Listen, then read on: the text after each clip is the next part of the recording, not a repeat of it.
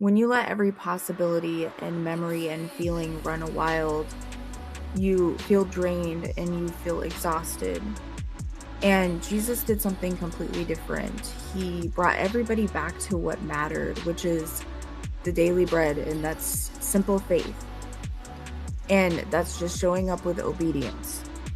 He cautioned against letting any kind of worries about your future swallow you up whole. And he called anyone that was worn out to rest. Sometimes wisdom means drawing the line, especially when something keeps bringing up pain. Repeating can help us understand sometimes, but if we're never letting our spirit rest, all you end up with is exhaustion. When we're looking for insight. The Bible doesn't call stillness weakness, but stillness is often where clarity is found. If you remember Elijah, he didn't hear God in the earthquake, but he found God in the stillness afterwards. And then in Corinthians 14:33, it says, God isn't the author of confusion, but of peace. It's a promise that confusion doesn't get the last word over your mind. And even if your thoughts feel scattered and you feel worn out, that grace is there, even if you're searching for answers. Our heart's kind of like a field that's always being planted and tended before God. So the way that we feel inside always ends up showing up in the way that we talk, in the way that we treat others, in the way that we act, even. And if our hearts are full of pride, fear, bitterness, or vanity, then the results are always unrest. When we give our hearts to God, we start to see truth, we start to see wisdom, we start to see mercy. And Jesus talked a lot about fields and seeds and vineyards and harvests, because our inner lives really work the same way. So whatever we plant inside us, these things sooner or later will start to come to the surface.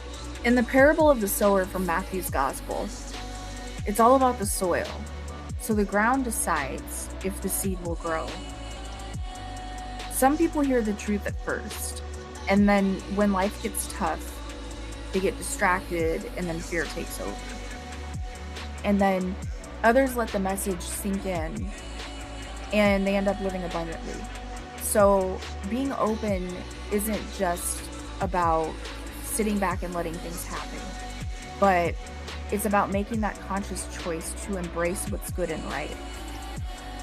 And in the end, you can tell what kind of heart someone has by what it grows. Scripture points out that God looks at our motives, not just what we show on the surface. But Samuel 16:7 says, man looks at the outward appearance, but God looks at our heart.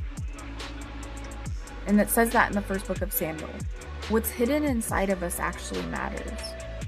So somebody might look devoted on the outside, but underneath all of it, they might be dealing with envy or selfishness or resentment. And this goes the other way too, though.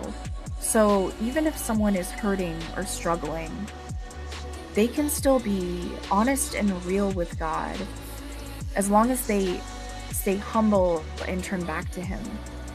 If we look at how Christ lived, He kept handing Himself over to God's will, even when He was faced with pain and rejection and temptation.